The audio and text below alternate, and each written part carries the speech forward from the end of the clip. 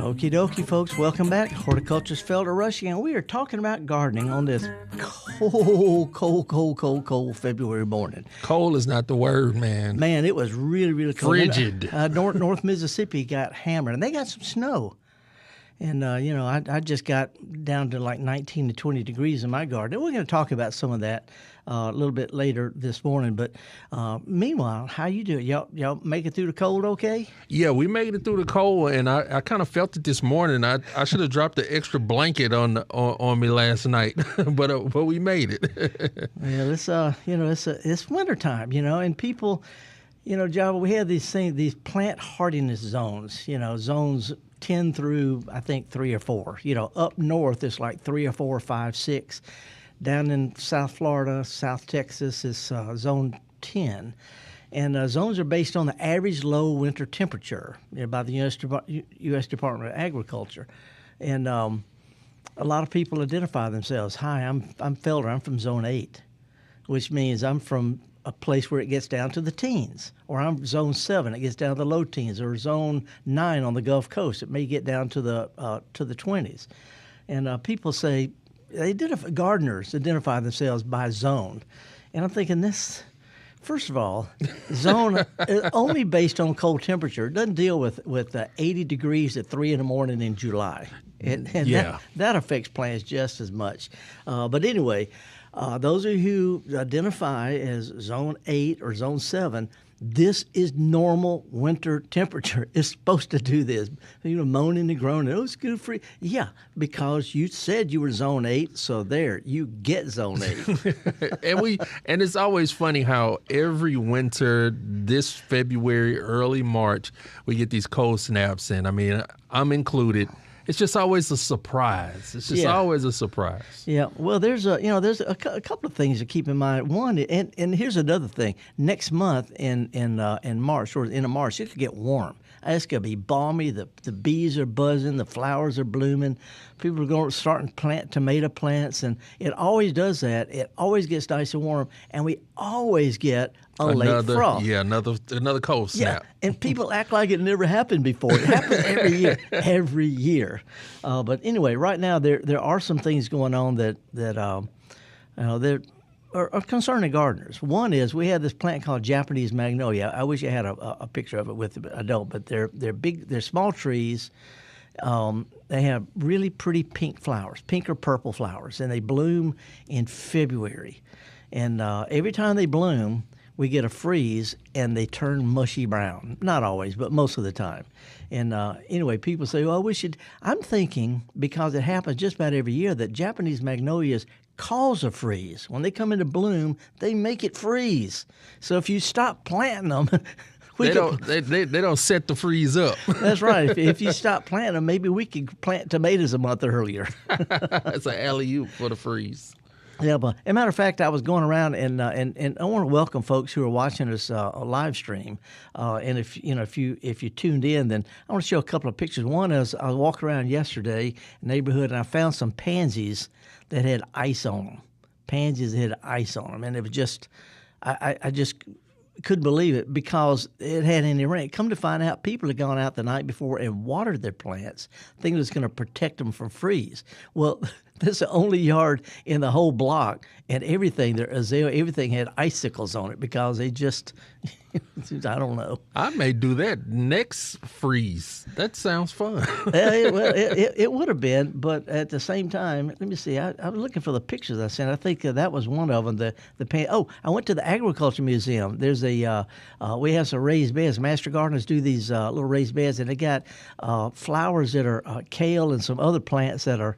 Let me see. I think I've got the name of it here. Where is it? Photos used and brought. I'm getting all technology here.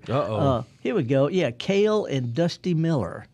Both of those plants can take 0 degrees. They like cold weather. So people who have trouble with plants that are freezing all the time always include some kind of colorful kales. In this case, it's a purple kale, and it's what's called Tuscan blue kale. The picture we're showing on the on the live stream. I've got a little wattle fence, little woven fence made out of some crepe myrtle stems. But anyway, these plants make it through, and there's some parsley there. You can have a beautiful garden in the middle of the winter if you choose plants that like that kind of weather. So anyway, I need to push a button over here. My little thing's not on that says if we got any callers or not. I'm scared to push a button. Oh, well, don't worry about it. I'll let you know. But we do have some viewers on live stream on the YouTube. Just go to YouTube, type in the Gestalt Gardener, Mississippi Public Broadcasting, or even go to our website and you can get to our live streams. But I want to say good morning to Pam. Checking in from Halston, and Carolyn, who's on the coast in past Christian, talking about 27 degrees this morning. 27 degrees. It got down to 19. But, at the same time, Gulf Coast got snow a couple of weeks ago and in the central Mississippi. Anyway, we welcome folks who are listening live on radio, mpbonline.org, or on the live stream. If you want to see some of the pictures of things we're talking about, got a real special treat coming up in a few minutes, but we'll talk about that.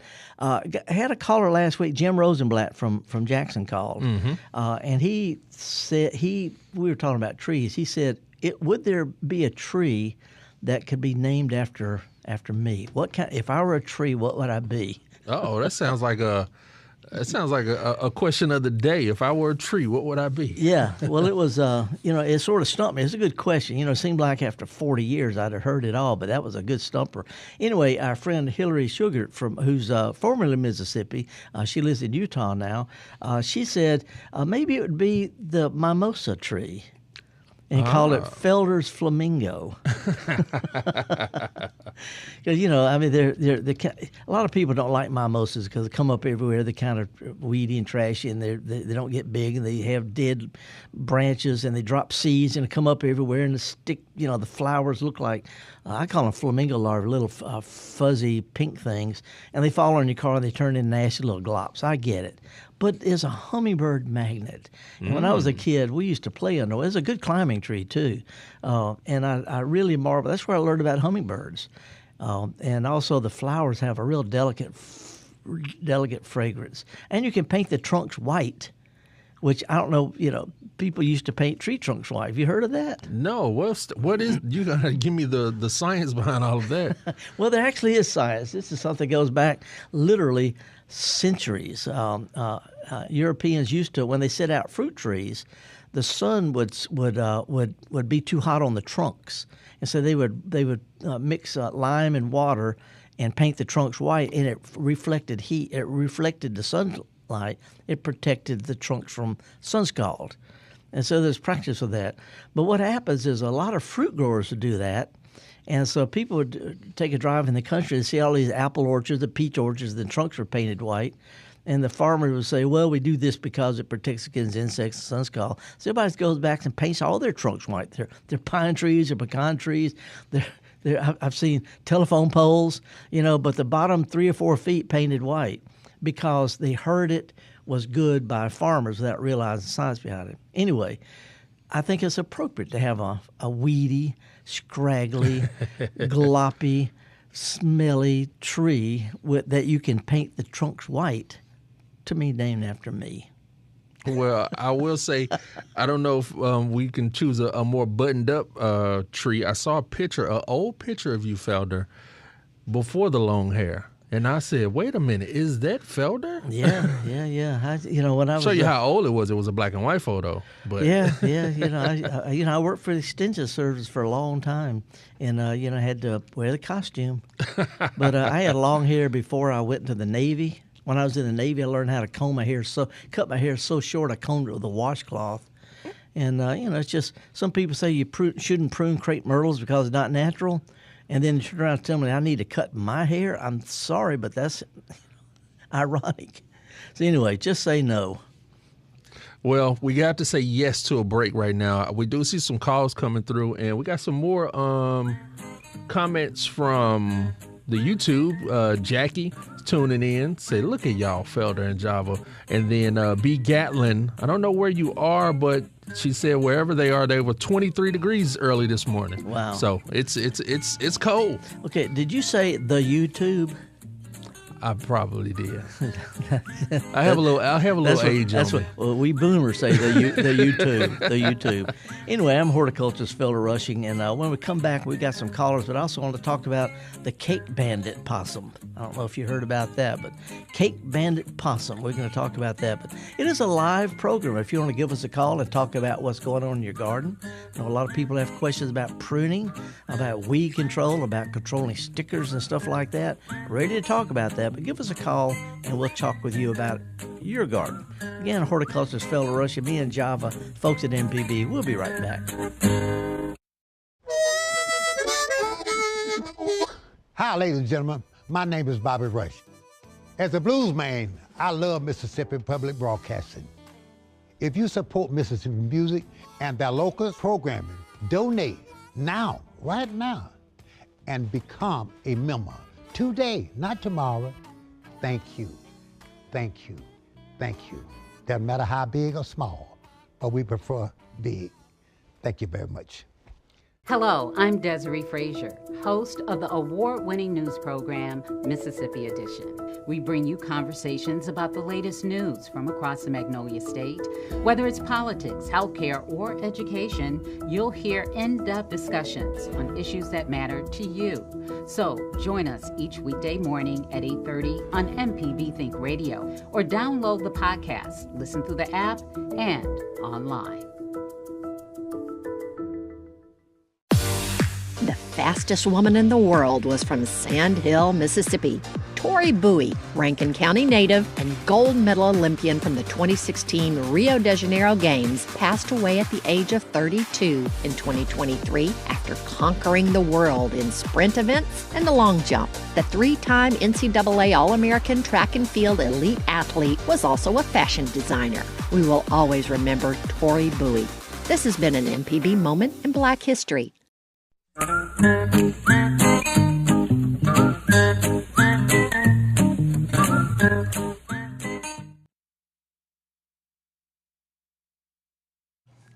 Okie dokie, folks. Welcome back. Horticulturist Felder Rushing and Java. This is, we traditionally celebrate Black History Month.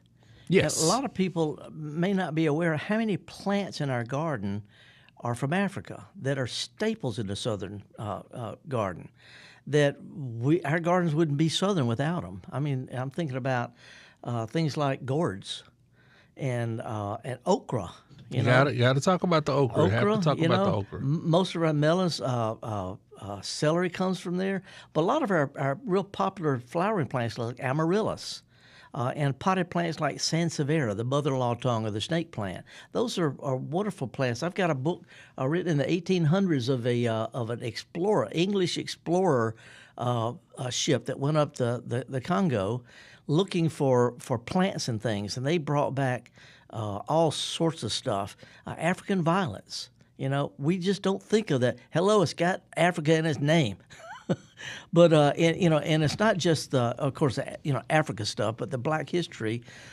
So much of horticulture was developed in the South by researchers at places like Alcorn. Yeah. When I first got started in horticulture, before I went to school, I worked at a garden center up in the Delta, and a fellow named Elbert Taylor taught me so much about the way it's really done. Of course, I went to the university and say, well, you're supposed to do it this way. I'm thinking, Elbert Taylor, he went to Alcorn in the 1930s, and he was showing me cool tricks of the trade that you just figure out that defy the so-called rules of horticulture and make things more efficient. So anyway, there you go. I owe a whole lot of my attitude to somebody who said, sorry, I ain't playing by that rule. Here's the way it's done. We used to go around the neighborhoods and take cuttings. We would do landscape diagnostics. We'd go around looking at people's shrubs with a bag. We were always taking cuttings and taking them back and rooting them and selling them back to the same people the next year. But little things like rooting vines, instead of making cuttings and you measure the little leaf joints and how many go in, he would take vines and wrap them around his hand, like a a wreath, and he'd squeeze it, stick it in, so half of the wreath was in the ground, half out, and the part that was in the ground rooted, and the part that out sprouted, and you had like really full little plants. And I was counting the little leaf joints and stuff, doing one at a time. He said, "We don't have time for that, Felder." Yeah, the efficiency is something that often comes from just the ingenuity of having them do what you have to do. Making do. That's it, making it work. Making it do. But anyway, if anybody's interested, I do have a little publication list of I have one from plants that are native to Europe that we grow, Asian plants, native plants. But I have one on commonly grown landscape and garden plants that are from Africa. And if you look at it, you say, "That's my garden. That's just my garden." So anyway, just want to kind of touch on that a little bit. Have we got a phone call? Yeah, let's talk. Let's go to Mobile and talk with Angie. Morning, Angie. Hello. Good morning, guys. How y'all doing? Fine. You sound awful cheerful this morning. I just got off work, so I'm happy. Well, what's up, Angie? What can you help us, or we can help you with? Well, one thing, I just had a question. Does the cold weather help camellias? Because after that snow, mine just got really pretty and started budding and popping out. So I was just wondering if they like the cold. Well, they do. They're from a temperate part of the world, from China and Japan, and they like cold weather. They typically bloom in the wintertime. And matter of fact, they suffer when it gets really, really hot. They don't like hard freezes, but down along the Gulf Coast, that's almost perfect. It gets a little hot in the summertime for them, but they can manage that. But they're going to be so much prettier in the Mobile along the Gulf Coast than they do up further north, where just when they get ready to bloom, we get a freeze that causes the buds to stick tight. But they're winter plants. People say, "I can't wait till spring." I'm thinking, enjoy winter. You've got camellias and daffodils and flowering quince and stuff. So they're not harbingers of spring. They are truly winter garden plants. Okay, and then I had another question. I was wondering if you can refer me to some gardening centers that have like native, hard to find fruit trees. Not really. It's a good question. A Chickasaw plum is native. Pecans are native. Blueberries are even the hybrids. They're hybridized from native rabbit-eyed blueberry plants. Muscadine vines. They're all native. And any fruit, any garden that sells fruit is going to have those. But as far as things like pawpaws and mayhaws, they're all native too, but they're just hard to find. You can get a mail order, but you might want to check there with the Botanic Garden. They always have really interesting sales, including native plant sales sometimes. So check with them and see if they have those kind of things. But your best ones for your landscape: Chickasaw plum, which is what we see along the roadsides. Pecans are kind of iffy; they take a long time. But muscadines, blueberries are just terrific plants, period. And they also have to look good in the landscape, and they make fruit.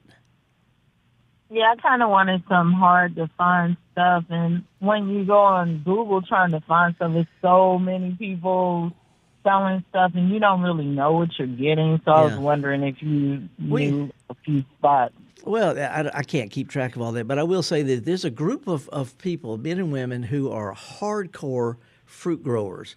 It's a group called the North American Fruit Explorers, and they actually have a local group called the Southern Fruit Fellowship. They get together about once a month and talk about stuff. And I know there's some members in the Mobile area. I just don't know them personally. But if you shoot me an email, I bet you I can put you in touch with somebody down there where they have little sales and swaps and things like that. They even give demonstrations where they have plants. But anyway, the Southern Fruit Fellowship is a group of mostly guys, but there's some women there who grow and enjoy and share these kind of plants, things you're not going to find in garden centers.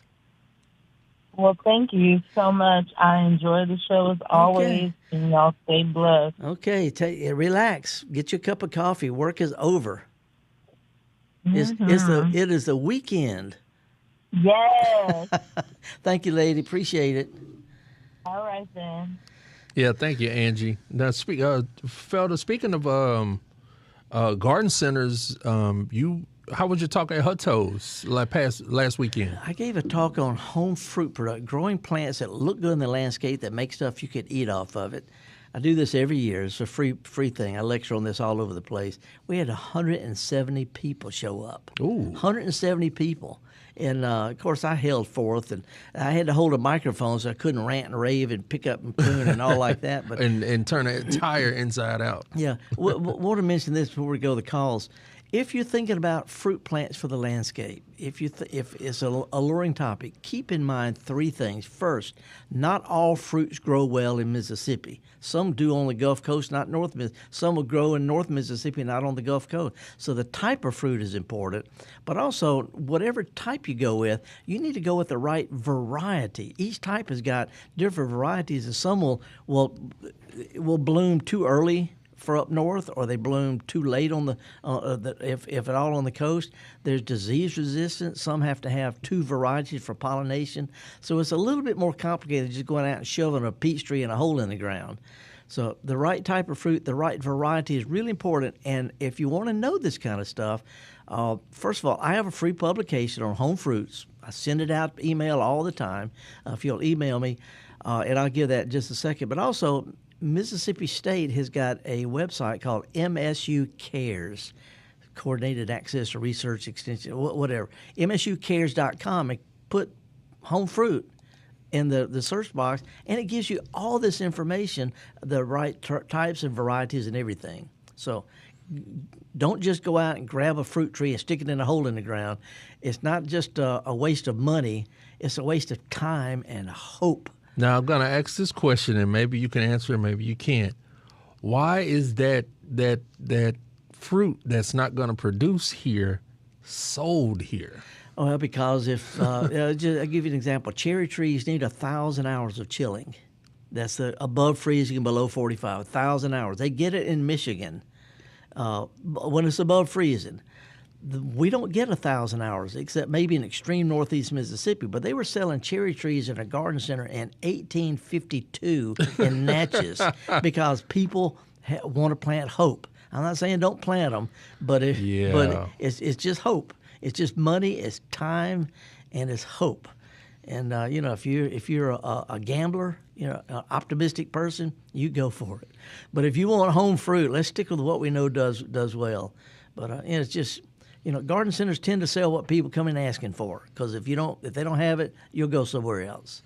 So. Yeah, okay. You answered it for me, because put it in the whole green side up. But if there is zero hope of it fruiting, then why is it sold? Hey, let's get a couple of pictures up real quick. Yeah, because we're coming up on a halftime break. But what you got? I went out this morning and my bird bath was frozen solid. I got two bird baths, frozen solid. I mean, look at that picture. That is frozen solid. I mean, my little gnome back in the back is cold too. But what I did, the birds the birds are thirsty. Birds got to have water. That is true. And so what I did, this next picture, is I went out with some boiling water and I poured it on there and I melted the ice.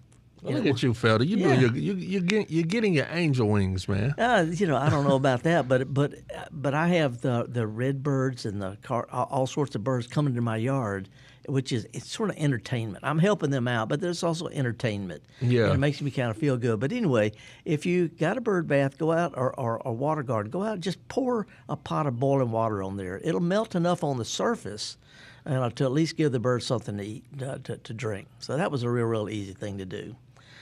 Anyway, you say we got a break. I sent you a couple of tunes. I'm curious about which one you come up with, but let me throw out one other thing with a picture before we go. I pre-sprouted some peas, okay? I got some English peas. They don't like hot weather. They don't like freezing weather, but I don't like planting stuff and wonder if it's going to make it or not. So I put some English peas in a paper towel, rolled it up, moistened it, put it in a cup, and within 2 days, they got roots on them. And also little shoots. And so what I did was I worked up some dirt. I'm going to go out this afternoon, open a little fur, and I stick the peas exactly where I want them, and they're already sprouted. So it's not going to be a gamble. Now see, that I can get behind. Yeah. Because, otherwise it might be 2 weeks before we'll find out that it didn't work. And with peas, it makes a difference because 2 weeks might put it into hot weather and they're not going to produce. Yeah. So pre-sprouting peas, okra seeds, things like that, it always helps. So, All right. Well, let's go ahead and take our break for halftime break. A halftime break. All righty. And anyway, we just appreciate all the folks who are listening. Appreciate the folks who are watching on live stream.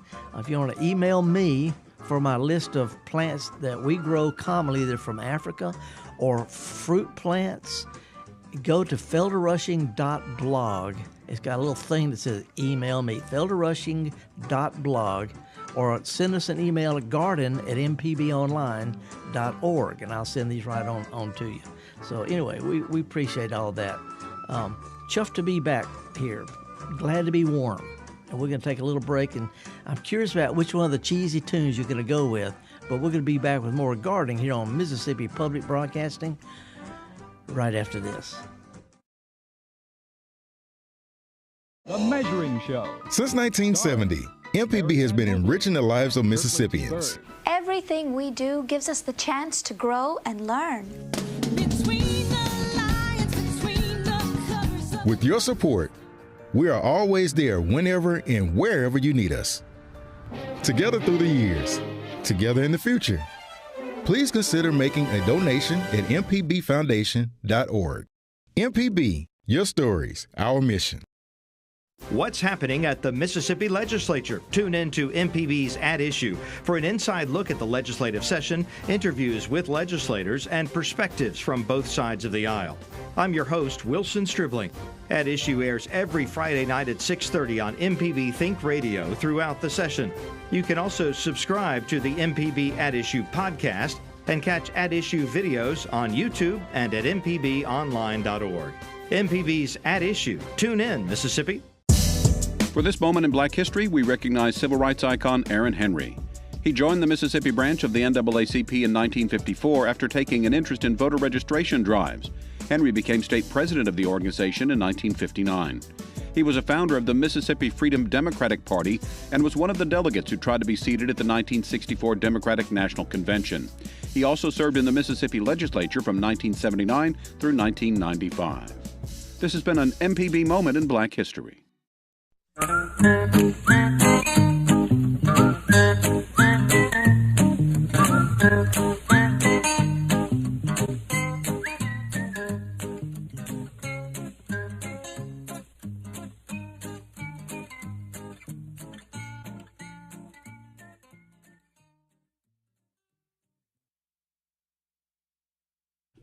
Okie dokie, folks. Welcome back. Horticulture Felder Rushing. Especially welcome those of you who are tuning in by live stream. We got a real special guest coming up in just a second. But let's go to the phone calls. Who we got, Java? We have Charlotte from Birmingham. Charlotte, what's going on? Are you on this side of Birmingham, or are you up in the hill part of the rocky part of Birmingham? I'm down in the valley. All righty. Well, what's going on? What's up?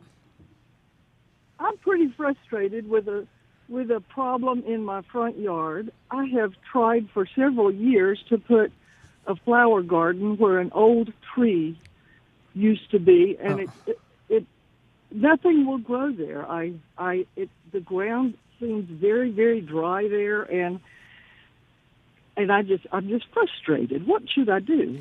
Well, a couple of things. You know, when an old tree dies or gets cut down, a lot of people, you know, they just assume that it's just going to turn into dirt. But, you know, those roots may be as big around as my thigh. The old roots, the old trunk, as they decompose, they leave a hole that shape. You know, wood doesn't last forever. So over a period of time, the dirt's going to, all that woody stuff is going to cave in. It's going to turn into compost and then just dust.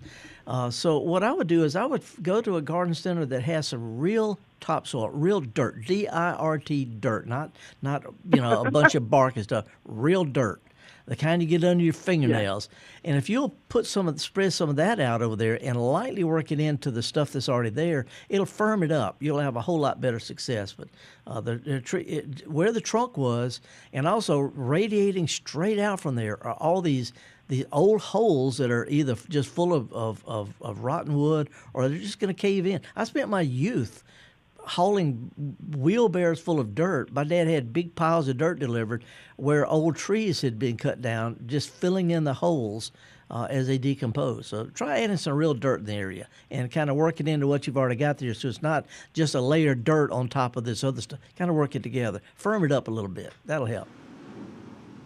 Well, that sounds good. That's what I'll try to do.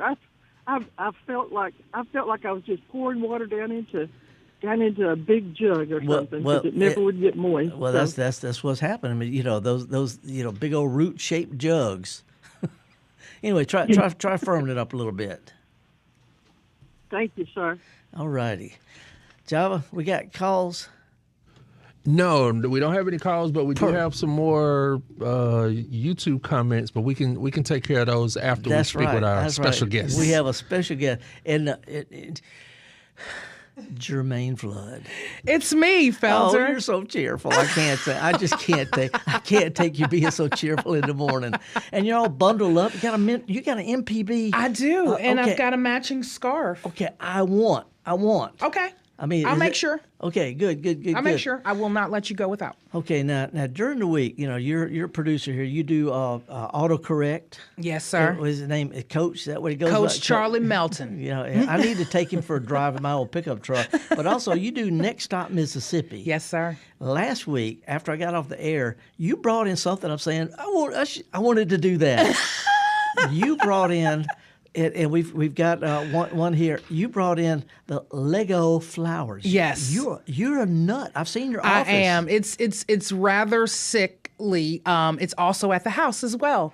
It's not just at the office. when Lego first, they got Star Wars and they got the pirate ships and all that. When they first started coming out with these flower things, I ordered a box of them. Yeah. And I was saving it for my granddaughter to put together. Yeah. But she got to stick these things up. The flower arrangements are just stunning. How many do you have? I don't want to even tell anybody, because I feel like, at my age, people are going to look at me and be like, so that's what you spend your money on, plastic flowers. Yeah, some people have a bass boat. Some people sit out in the water freezing with a bass boat. But these are gorgeous. They're very realistic looking. And then these are quickies. I call these quickies. They take me about maybe 20 minutes to put together. Wait a second. Okay, folks, it will blow your mind, Felder. If you're listening, she just held up a lucky bamboo. I did. Which is a type of Dracaena. They root them and they put it in water, and it's made out of Legos. Yep. I mean, these Lego people need to get a life. But this one in front of me here is I don't know what it looks like, a flowering quince to me, which is blooming out in the yard. Yeah, I wish when you said it, I was like, I can't remember what it said on the box, but I'm going with what you say. Yeah, we have I could have brought one today. Yeah, and it looks just like a flowering quince. But last week, and I think I've got a picture that they could put up of because I came in. It just took pictures. Yeah. Of what you had. Yeah, and you've got a. Daffodils? Yes, I've got. They've got the photo. There it is. Daffodils and sunflowers and roses and beige roses, irises. And all of these are little kits from Lego. Yes. And she didn't even bring the succulents in. No, I have the small tiny plant succulents as well. Yeah, it's a thing, Felder. It's a thing. I know it. I get this. What do you get out of doing this? It's calming. And then it when I first started it, I was buying things that I couldn't put around the house as decoration. Yeah. And then they Instead started of going to Hobby Lobby. Yeah, they started dropping the botanicals, and when they started dropping the botanicals, I was like, I got to have each and every single one of them that drop. And so by gifting, my boss bought me this one.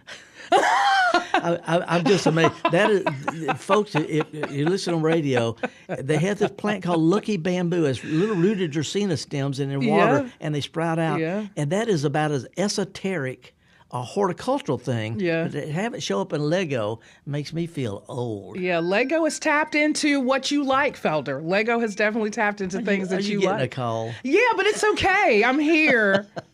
It's showbiz, huh? It is. So anyway, do you get an announcement when the new one comes out? Or you like on their premium list? I am a VIP member. What do they call the adult Lego? It's a word. It's an acronym. They're called AFOLs. AFOL. Adult Fan of Lego. AFOL. Yeah, she is a true AFOL. So yeah, I get rewards just so I let people know. Like I do get money off of some of these sets once you buy. So you get little rewards and things like that. But yeah, I'm a VIP member. Well, as a gardener point of view, I got to say that these are not just the Legos like I was raised with, the pirate ship. You know, the detail, it's like if you have a Star Trek thing and they got little Lego ears for Mr. Spock, but they got stamen. The detail is stunning. Well, if I've looked into some of this, so they really do get with horticulturalists and people like that to help design some of the botanical selections. Yeah. And then they really do. They have a whole scientist section of people who design these things. Well, because there's people like me out there who could say, it's really supposed to have 6 petals instead of 5. Yeah, there you go. No, but I'm just saying, not only is it an interesting hobby and they're beautiful, but it's also very therapeutic. Yes, it is. I mean, I could do it all day if I had nothing to do. Right now, I'm doing Starry Night by Van Gogh. It's the photo. I get it. And you can put it, you can hang it on the wall after you're done with it. And it's pretty intricate. It's about maybe 4,000, 3,000 pieces. Any idea how many of the botanicals they have? Because it's just a stunning collection. Oh, it's just a ton of them. It's a ton of them. The ones I started out with was a flower bouquet. You can make a little dry flower thing. Yeah. They didn't have the plants then. Right. I've had this thing so long that the box is falling apart. I've never put it together. I picked it up, and you pick up the little plastic bag. Yeah. And it got so many parts. I'm thinking if one falls on the ground. Well, yeah, you're right. So Kevin Farrell, who's also a Lego lover, he and I, we have a camaraderie there about falling Legos. I mean, once they hit the ground, my God. If it bounces, you just need to listen to where the bounce went and then go there. There's got to be a word for that. There's got to be a word for that. We're going to coin a word for that. Right. The listening for the bounce. Did it bounce in this direction or that direction? Right. But it's also so much of a common problem, right, Jermaine, where Lego will send you that one piece. And they're really nice. Really? They will answer the phone. Kevin has spoken to actual customer service reps, and they will answer the phone and help you out. And if it's a problem and a defect that they missed a piece, they will send that piece to you, no charge. Like, this is a real thing. I mean, there's a whole Lego house in Denmark that's made from the grid of how Lego is built. So every single piece, the steps, the walls, everything is made. Well, anybody who spent time down in Orlando at Disney World, the downtown Disney thing, they've got a lot of big Lego stuff. Got a whole Lego store. But I've been to Legoland in California. Yeah. Where they have entire cities laid out with little details that if you've been to those cities, you look for it. There it is in Lego. Yeah. Kamel King, my co-host from Next Stop, he took his daughter. And he was a little mad because children were playing in his Lego blocks that he was trying to build. It's funny. Legos are something we were raised with. Java, when my kids were young, how many nights did I spend going to the bathroom, stepping on a Lego in the middle of the night? True story. Look at how they've evolved. I stepped on a Lego 2 nights ago walking into my daughter's room. And you know who he's looking at, because I give his children the Legos. Yeah. Well, when I saw these last week, Jermaine, I just couldn't believe it. Thank you, I could not believe it. And you were so stunned, too. I was like, Felder likes plastic flowers. Who knew? It was synthetic is real. That's right. Synthetic is real. Some people. But anyway, if you're into flower arrangements, different kind of flowers, and you can't afford Wellbutrin, Lego is your go-to. Anyway, thanks for joining us. Thank you, Felder. I just had to brag on you, and now all of a sudden I feel inadequate. No, you don't. I feel inadequate. I'm taking care of plastic flowers. Well, see, the closest I've got some artificial Spanish moss from Hobby Lobby in my yard. and it looks so real. But that's because it's amongst the real. Anyway, thank you so much, Thanks, Java. Felder. Appreciate you letting her squeeze in here and just. Now I got to be cheerful. I feel like I got to be cheerful the rest of the hour. You can try, and then afterwards take it away. Yeah, well, but then I'll make room for you. You got Next Stop Mississippi coming up. That's right. Thank you, Jermaine. Thanks. Appreciate it. Ooh, this is nice. And it's not cheesy. Well, it is. No, it's not. Yes, no, it's not. Doesn't matter. Horticulturist Felder Rushing, Java Chapman, Jermaine Flood, the one and only. And we're going to take a break and come back. We got some calls. If you want to give us it's a line wide open, give us a call. Toll free 1-877-MPB-RING, and we'll talk about gardening.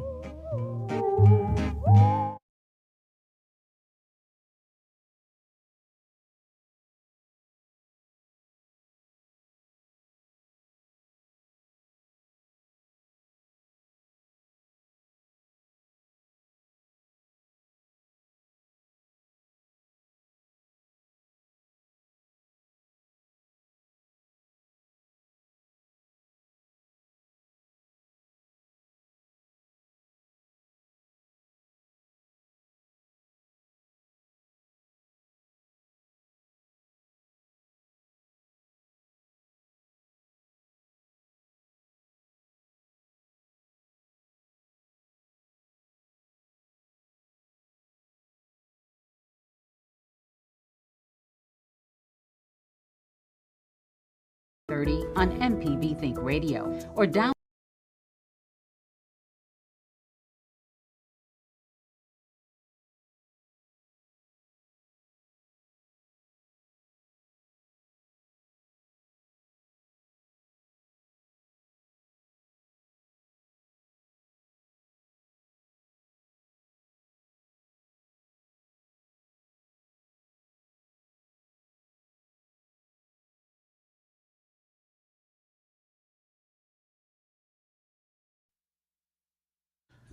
Okie dokie, welcome back. I've calmed down. Have we got any calls, Java? Is that a yes or no? Yeah, we do have a call. Let's go to... Caught you with your headphones off, didn't I? You did. You got me. Let's talk to Allie in, I believe this is Trey Lake. Allie, where are you calling from? I'm calling from Trail Lake. Okay, where is that? Trail Lake is east of Arcola and south of Bourbon. Okay, so in other words, you out in the boondocks, right? Not really. Pretty much so, yeah. What's going on? What's going on this cold morning? What I want to ask you about is zoysia grass. Mm-hmm. I've got some zoysia and Bermuda in my yard. And will my zoysia creep in and overtake my Bermuda grass? Will it move? Will that zoysia continue to grow and push out? Yeah, well, it can, which is good because what weed killer, there's nothing to kill Bermuda grass. It won't kill zoysias. It's not a weed killer. What you can do is if you'll fertilize it a little bit in the spring with a good quality, slow acting, a good lawn fertilizer. Wait until the zoysia is one of the latest to green up. It's real slow to green up, a real pretty brown color this time of year. If you wait till it's been green and mowed a couple of times before you put a little fertilizer on it, it'll get thick and sturdy. And it grows so dense, it's one of the few things. I mean, asphalt can't choke out Bermuda grass, but zoysia can because it's such a dense turf. So as it spreads, it can choke out the Bermuda grass. Plus, Bermuda grass grows up above it. So when you mow your zoysia, on the medium size, it'll wear the Bermuda out. But to make it grow steady and sturdy, use a good quality lawn fertilizer, and don't fertilize until after it's been mowed, green up and mowed a time or two. It will work. It's a good dense turf. And it will kind of push out the Bermuda. Will it overtake the Bermuda? Oh yeah. It doesn't shoot out real fast runners like Bermuda, so it's a slow, steady encroachment. But it grows. It's like a glacier. It will grind everything in its path. Okay. And should there be more than one fertilizer application? So you can. Do you water? Do you have an irrigation system?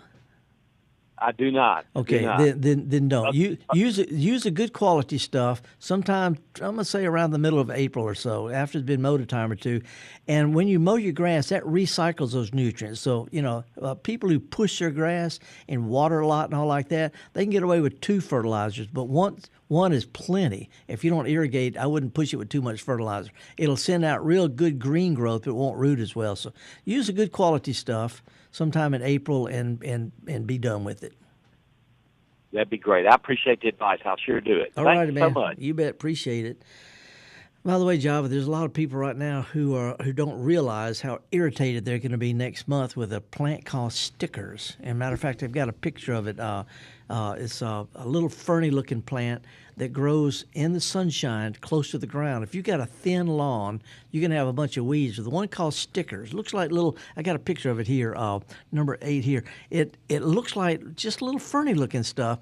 And it's pretty right now. It's low growing, nice cushiony thing, but it has tiny little white flowers in a little bit later, and then the seeds have got spurs on them. Some people call them burrweed or sand spur, but stickers are really, really hard to control when they start making stickers. So if you go out on your lawn and you got these little tufts of ferny-looking green, like the little miniature parsley out in your garden, if you want to control them, if you got dogs or something, or you like to run barefoot, this month and early next is the time to do it. As soon as we get a little warm weather, you can spray stickers with whatever controls dandelions and clover will control stickers. But it works best on a warm day early, which means this month or early next. So just want to throw that out. If you don't do it, there's nothing we can do after the stickers start forming because the plants set seed, they die anyway. So anyway, if you had stickers in the past, this is the time to do it as soon as it warms a little bit. We got one more call, Felder. Let's talk with Lori in Meridian. All right. Good morning, Lori. Howdy. What's up? I would like to know if I need to destroy the ant beds that are all taking over the base of the trees in the yard. Not really. This time of year, when it's cold, fire ants are subtropical. They build their mounds up to get away from all the heavy rains and to warm up a little bit. They're like little solar collectors. So they're going to pop up this time of year because of the rain and the cold. And they tend to spread a lot. Next month, the mounds spread. But if you could just live with them and live, just garden around a little bit, they'll settle down. By the middle of the spring or early summer, you can have a whole lot fewer ones. If you want to, you can treat the mounds. But right now, I don't know that I wouldn't worry about it. It's not going to hurt your trees. They're just using that to build their mounds up, something to support it a little bit. But I would not pour boiling water on them like some people do. First of all, it's dangerous. But second of all, it can damage your plants. But if you wanted to put a little insecticide on them, you can. It's just not as effective in cold weather. They're real slow growing. I was just wondering if the ant beds were damaging the trees in any way, and should I go ahead and get rid of them? But if it's not hurting them, then I'll just leave them alone. If it's really young trees or blueberry bushes or something, they can over-aerate the soil. But, you see them growing up on the side of telephone poles. They're just trying to find something to build up on to kind of warm up. But insecticides just don't work as well in cold weather. Okie doke. All right. Thank you so much. All righty. Java, we got an alert listener. Hilly Schugert called. Uh-oh. She put together a word from Lego and echolocation. You know how bats bats catch things, echolocation? Uh-huh. Lego plus echolocation. Lego location. Lego location. That's okay. right. That's right. Here we go. All right. Think radio. There we go. We coined a new word here on Mississippi Public Broadcasting. Lego location. Yeah, we need to have this is going to the YouTube location because I'm looking at the YouTube comments and we have a very active YouTube comment section this morning. So good morning to Sloan, C. Gomez, Jackie. If you can believe it, Felder, there's a lot of Dr. Dirt talk this morning. Mm-hmm. But also, let's see, Jackie, she had a question and. Felder, my 5 tulip poplars, at least 20 years old, died last summer. Yeah. Had to have them removed this week. And then she says, heartbreaking. Do you think it was the 2023 drought? Yes. Yes. Tulip poplars, magnolias, pine trees, they're native to Mississippi. Whatever killed the dinosaurs didn't kill these plants. We have fossil records of these, but the weather in the past couple of 3 years has killed them. They get too dry. Because we have a lot of rain in the springtime, trees have real shallow roots. And then when it turns really, really hot and dry, gets dry 2 feet deep, those roots just die. And on a big tree, they can't replace them quick enough. So back-to-back, heavy rains, prolonged drought, and high heat kill a lot, including a magnolia in my own yard. By the way, I want to throw this out real quick. Go ahead. Last week, a real estate agent in Omaha, Nebraska, brought some groceries home, and it's cold out there, so she left a couple of things out on the patio so they'll stay warm. You know, it's cold all night. She put a tuxedo chocolate mousse cake from Costco out on her porch. Came out the next morning, and there was a possum that had eaten the whole cake. And it was asleep on the little bench on her porch. It was in a diabetic coma. She took it to the. Eating the whole thing. Really? It was panting. His eyes were glazed over. They took it to the local wildlife rehab center, and they got it back. But the possum ate a whole chocolate Costco cake. Anyway, they now have a Cake Bandit T-shirt as a fundraiser. Wow! Now that's okay. So listen, even if you live in the cold, frozen parts of Nebraska, you got possums. Don't leave a chocolate cake out there because they can't. Java, you and I have been there. Yeah, no. We've eaten the whole thing. I've been there before. We've been caught asleep on the couch after eating a whole cake. We call that the itis. That's right. Anyway, I just want to share that. So I've had a good time. And by the way, folks, if you're listening online, if you want to check out the pictures that we've been showing, and Germain's flowers and all these things I've been talking about, go to YouTube, and in the search box, just type in Gestalt Gardener. And you can watch this anytime. Send it to some folks. Let's have a little bit of fun. But the Legos, Germain, makes me feel like an amateur. And Java, I appreciate Sahana and Blake putting all these pictures up. Oh, yeah.